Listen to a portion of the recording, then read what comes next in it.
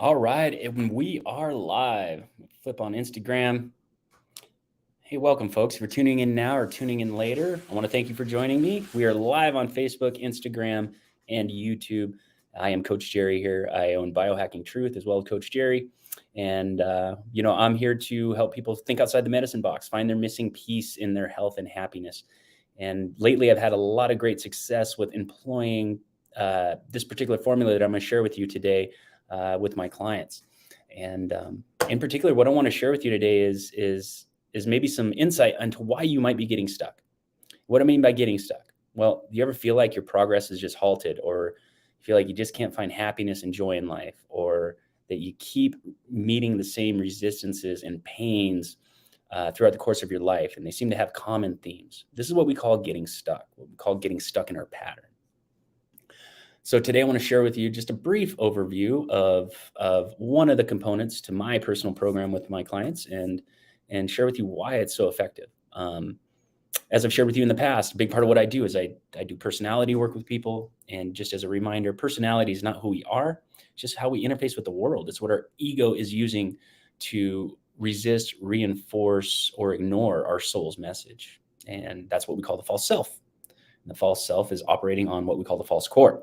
So knowing that, we can understand how and why we get stuck. So that's what I want to share with you today. And today I'm not going to go so much into the false core or the personality, but I really want to touch up on the archetypal nature of getting stuck in life. Okay.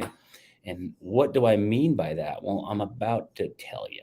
So when we think about archetypal natures, I don't want to go into a big spiel about archetypes here, but really archetypes, think of archetypes as like a caricature or a representation of a type of figure, right? So like Jesus is an archetype.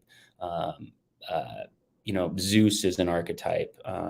Mother is an archetype. Those are all things that we use to compare people, ourselves, to certain individuals that we all can use for frame of reference. So archetypes are part of Dr. Carl Jung's approach to addressing the collective unconscious and the collective conscious. And they're really, really poignant and powerful when we get to apply them to ourselves. So when we apply them to ourselves, we develop a level of understanding and awareness that allows us to take action to get us unstuck. Without that level of awareness and understanding, we don't get unstuck. And we get stuck in these particular archetypes. So the archetypes we get stuck in are the victim archetypes. And most commonly, we're stuck in one of these. We're stuck in the prostitute, the saboteur, or the perpetual child, one of those. And it's directly related to our relationship with mother, father, God, and our wounded inner child. So I just want to preface, like, I have a different approach on inner child than most people. I won't go into it in depth. I do have a workshop coming up on it. It's going to be free. It's going to be a 4-week workshop. We kick off on July 15th. If you're interested in being involved in that, drop me a line. I just had like 1 or 2 spots open up this last couple of days. Otherwise, it will be full when those get filled. And if nothing else, you can get on the waiting list for the next one. So I'm going to go in depth onto what the inner child really is, in my opinion. It's not just my opinion, actually, based on the people I've studied and the conclusions they've made and the work that I put in with my clients. I'm going to explain to you what the inner child really is from a different perspective. So to go back to where I was at, so we get stuck in these victim archetypes. So what is the prostitute archetype? The prostitute archetype is that guy. Thanks, Eugene. So if we think about the prostitute archetype, what's a prostitute archetype? Prostitute archetype is think of that person that's a successful business person. They make a lot of money. Maybe they've got a great family, they got a great home, they take plenty of vacations, but they're not happy. They're not living their true soul's purpose. They're living someone else's dream. They're living a dream that someone told them, this is how you show up to the world and be successful. That is a good example of the prostitute archetype. Another example of the prostitute archetype is when we become overly vested in others' needs before our own. So we take care of other people at the expense of our own health and well-being. So that's a prostitute archetype. Nobody that's living the prostitute archetype or the saboteur archetype or the perpetual child archetype, nobody in that situation is truly happy and fulfilled, because you can't be, because you're not living your mission. You're not honoring your soul's purpose. The next is the saboteur. The next is the saboteur archetype. So the saboteur archetype, the best way to describe the saboteur is I will win by losing. One of the best examples I think I've been able to come up with recently would be, imagine you have a parent that's very controlling, very what we call in the Enneagram world, type 1, unhealthy type 1, perfectionist, the arbiter, controlling, but all the time doing this, thinking they're being a good person. Now, this is your parent, and their biggest fear in life is to be a bad person and to do the wrong thing, or to not be perfect. And they see that in you, the opportunity to be imperfect in you. And so they want to correct that because they don't want you to feel their greatest pain, right? So as the child who is being parented that way, we sense that, this risk isn't what you're putting it out to be, right? So that parent says, don't touch that stove, it's hot. But the parent is really guarding their false core, their biggest fear. They don't want to see you go through their biggest fear and making a mistake, right? Or doing something wrong. And we know inherently that that's not true. So we're going to touch that burner. The parent freaks out, right? The child's like, well, I didn't die, so I'm okay, right? And so that child gets to win by watching their parent squirm or watching their parent realize, oh gosh, they didn't die. Now my belief system is crushed. But that person's sitting there with a burnt finger, but they're happy to have it because they got to win by losing. Okay, so that's the saboteur. It goes much deeper than that. It plays out in much grander scale in our real life, as anyone that sabotages their own success, sabotages their own progress, can really relate to this. Why do I choose to lose? Why do I choose to snap progress dead in its tracks, right? This points back to the previous archetypes I mentioned. So I'm going to go ahead and let's see. No, I'm not going to. Never mind.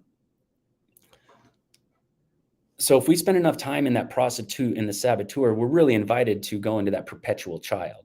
Perpetual child is Peter Pan. Okay, so if we spend enough time in the victim mode and the saboteur mode, we haven't healed our mother, father, and God relationship and our own wounded inner child, then we just become this perpetual child. We're Peter Pan. In other words, we are waiting for the world to change before we will decide to show up. We are waiting for the world to change before we decide to show up. Why? Because we feel we're a victim. Okay, so we bounce around in those archetypes when we're stuck. We're somewhere in there, generally prostitute, saboteur, perpetual child. I'm going to win by losing, right? Because I'm tired of doing what I have to do, not aware that we're making the choice to do this because it is satisfying another need in our life. Might not be a healthy need, but it's satisfying something. We're getting something out of it. Addiction's a great example of that. So what leads us to this? Well, it's the archetypes of the mother, the father, imago Dei, or God, which creates the wounded child. And that wounded child is the one who slips into these other survival archetypes. So that's really how that works. And if you guys are wondering where I get this is coming directly from my training at the Czech Institute Holistic Lifestyle Coach training by Paul Czech. And a lot of the stuff I'm referencing today will also come from a man by the name of Dr. Stephen Walensky. And also Riso Hudson in their work with the Enneagram personality typing system. So those are my frames of reference for all this and where I got this to develop this and model it and put it into my coaching program. So if we think about how that plays out, like I said in the previous example about the parent said, don't touch the stove, I touch it, I got a burnt finger, but I win by losing. Our parents are just doing their best, as we know. And our parents are operating under their own state of archetypal development as well. And they also have their false core, which they're guarding against. And that all comes through in what they project to us as children. And that's why we become wounded. There isn't anybody on this planet that doesn't experience some sort of child wounds or some sort of trauma in their life. Now, why does this play out this way? Well, Dr. Carl Jung said that we are all burdened with the unmet tasks of our parents. And we get that, but unpacking that, what does that really mean? Well, if we talk about archetypal natures and being stuck, if our parents were stuck because they weren't aware of what their false core's influence was, and their parents were stuck, right? Then we end up passing that along. That's why Jung says we have to heal that within us to break that cycle. Stephen Walensky would call it a trance. We get stuck in this trance, a victim. And what we don't realize, we're being guided by fear. We're being guided by uncertainty. We're being guided by really beliefs, we're really being guided by beliefs that are lacking foundation. They are based on a false assumption that is our false core. So we have that influence from our parents, and then we end up on some level projecting that out to God. And whether that be God's a mean, punishing, relentless God, or God loves me no matter what, or God loves me, but there are very strict conditions to it. God is a man, an authority figure. God is just this eternal, divine, feminine energy that is throughout the universe, right? So we can have that's why some of us just can't like buy into certain belief systems, or just can't go with a certain definition of God. And a lot of that is directly predicated on what our relationship is and the degree that's been healed with our mother or father. Okay. So that's what creates the wounded child in a lot of instances, that one, a lot of other stuff. But at a base foundational fundamental level, that's what's causing it. So we go through life as the wounded child, but really what we need to do is we need to take a really good look at our relationships and what has been healed and what has been wounded and what has been healed in this mother-father, imago Dei, or God dynamic, right? That is within the wounded child. So really, if you are stuck, take a look at what beliefs you're operating under. And succinctly, it's really it's really a simple process, but it takes a lot of work. And on a 20-minute live video, it's really not something that you're going to source right away. But something that you can take away with you right now today is, when you do find yourself being stuck, right, you're going to know it because you're going to get triggered by an emotion. So it all starts with when you feel triggered, when you feel, and a trigger doesn't have to just be startling energy. A trigger can also be just a complete lapse of energy that just completely demotivated, nihilistic almost. So really, when you get triggered, you need to ask yourself, where's this coming from, right? And then you'll tell yourself a story. So-and-so said, or so-and-so did, or so-and-so didn't. And then from there, it's like, what's so bad about that?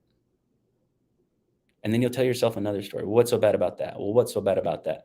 And I encourage you to look for solutions, or look for answers to those questions along the lines of, your sense of worth, your sense of adequacy, your sense of competency, your sense of vulnerability, your sense of belonging, your sense of being loved or lovable. It really can be that succinct with each individual. So keep asking yourself, what's so bad about that? What's so bad about that? And as you get to the answer, the solution, then you ask yourself, where does that belief come from? You will inevitably be able to trace that back to somewhere within the wounded child realm, where you are looking at, God doesn't love me. Well, if God doesn't love you, did your mother and father love you like you needed to be loved? Well, no, actually, come to think of it, mom was kind of bitchy. Why was mom bitchy? Well, she just didn't let us do anything. She didn't let us make our own decisions. She always told us to shut up when we were in the grocery store. We couldn't talk in church. Oh, okay. So is there anything similar between your mother and God? Or is there anything similar between your father and God? And that is where the work begins to happen. That is where the growth begins to occur, because we get to realize that we made a choice to label events a certain way, and to label our situations a certain way, and to label people a certain way. And that is all tied into protecting our false core, or what is known in the our false self, which is known as part of the inner child dynamic that's spoke about at length nowadays. And so we get to realize that is all just an illusion on some level. It is something that a child has formed and believed within us. And because we weren't able to deal with it at the time that mom told us to shut up in church, or that we were made to feel stupid or incompetent, or we couldn't do anything, we didn't really get to unpack that and process it and assimilate it and deal with it and heal it.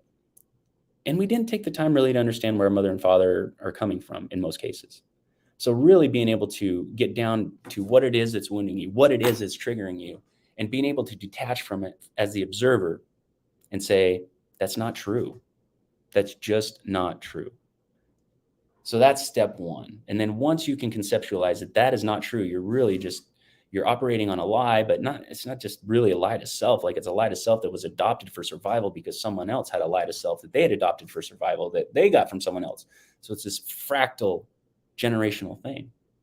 And that's why the words of Carl Jung couldn't be more true. We are burdened with the unmet tasks of our parents. Otherwise, we don't snap the cycle. We don't break out of the familial trance. And this is adding to the collective unconscious, which we can take a look now and take a look at the collective unconscious and how we interpret events and force feed things to people and what have you. Not to get too specific, but it's a thing. It is a thing. And this is just a bunch of wounded children walking around in the prostitute, saboteur, and perpetual child archetype because they were wounded.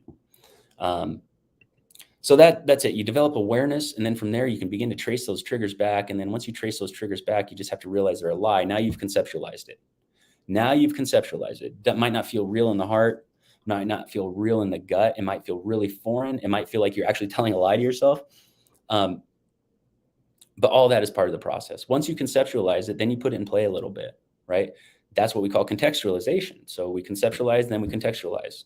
Got the concept, then you put it in play. You work on tracing your triggers back to those wounded child wounds, those inner child wounds. And again, it's all pointing back to a lie. It's all pointing back to a false premise. It's a false conclusion, a false assumption. And then through the course of doing that, you'll see exactly where your pattern is popping up. You might think you know now, but it pops up in all kinds of places. So the more you put work into this, the more contextualization you get to incur.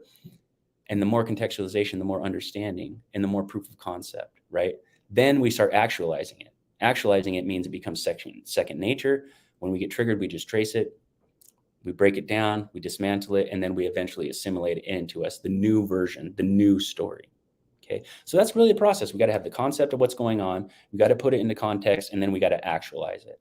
Okay, and somewhere in there, every step of the way, we get to take a look at, oh shoot, the saboteur doesn't want to do step 2. The saboteur doesn't want to do step 3. The saboteur might not even want to do step 1. Okay, and then, oh, well, why not? Well, because, and then insert story here. Oh, okay, where'd you get that? Insert story here. What's so bad about that? Insert words. What's so bad about that? Insert words. And then you get down to it. So this game plays itself out at all times. And that's when you start really actualizing this process. Yeah, so that's as much as I want to put on you in this like short form share with you. But really the whole purpose of this particular share is for you to understand that being stuck isn't just something you got to live with for the rest of your life, right? If you do, you're in the prostitute. If you think that, you're in the prostitute, right?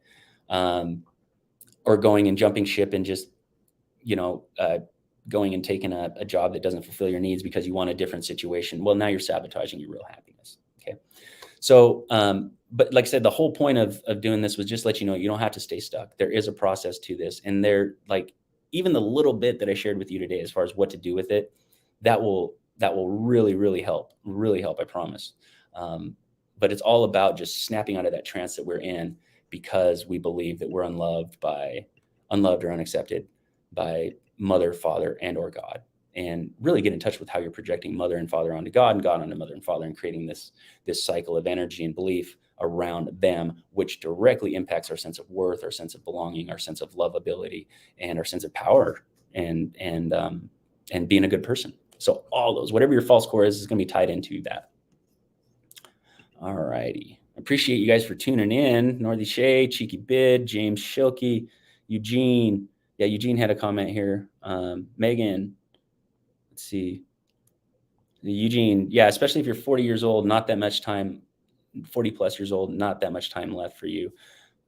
Yeah, and I think what Eugene means there, I don't want to speak for Eugene. And if you guys don't follow Eugene Trufkin on Instagram, I recommend you do. He's a great dude. Brilliant insight. But I think what he's getting at there is like every year that you don't do it is another year that you get to live in misery or live stuck. And there's only so many more years after that you can enjoy in this new state of being that you've created.